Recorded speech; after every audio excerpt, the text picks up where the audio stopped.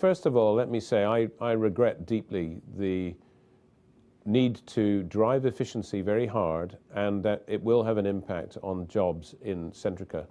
And that we announced today, as you say, another 4,000 jobs.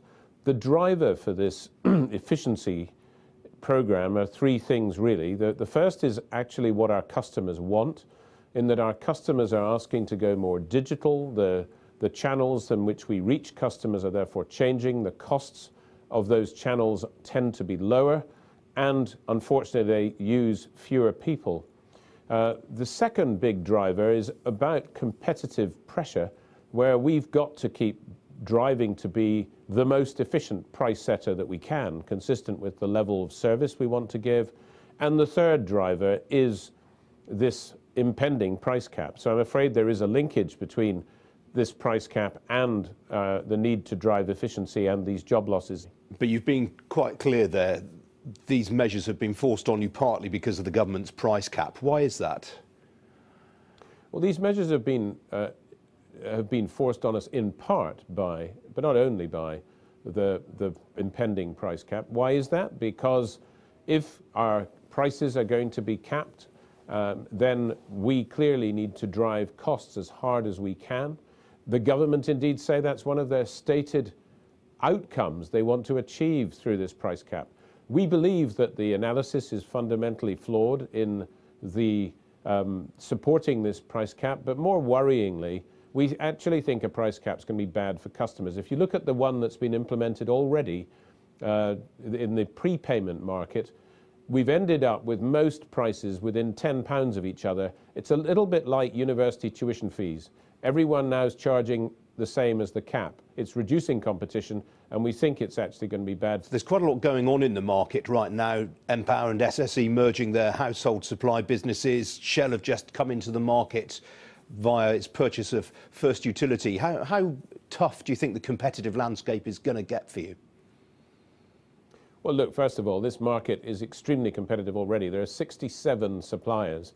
So adding one or two, or if you like, adding one in the form of Shell and taking one away through the proposed consolidation of two of our competitors means it'll stay about the same number.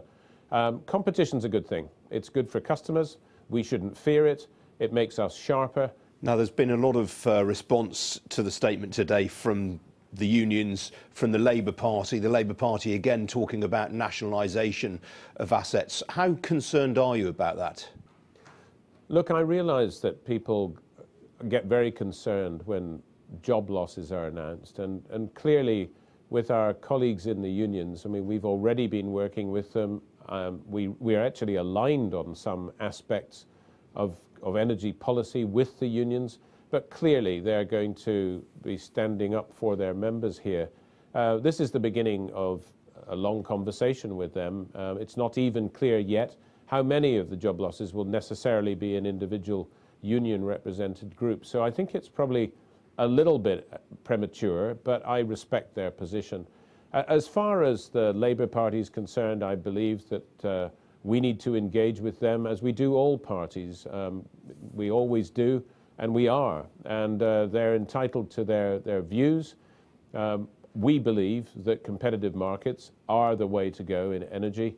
And I will be engaging with Rebecca Long-Bailey and the other colleagues in the Labour Party as we walk forward. Do you think the share price performance over the last 12 months reflects concerns over nationalisation? I think the share price performance over the last 12 months clearly reflects much more than our cash flow and performance, because although people can argue about them, we did meet our published 2017 targets. We did have a performance issue, but not known until the fourth quarter, and most of the decline in our share price was over the first 3 quarters of the year. That means that most of it was caused by things outside our control. I have to believe that there is a lot of political uncertainty in the share price. That's why we addressed today how we were going to deal with primarily the price cap issue. And as we walk forward through the rest of this year, I expect that a lot of that uncertainty will lift. We are focusing on performance and discipline and delivering for our customers. Great to talk to you. Thanks for your time. Thank you very much, Iain. Thank you.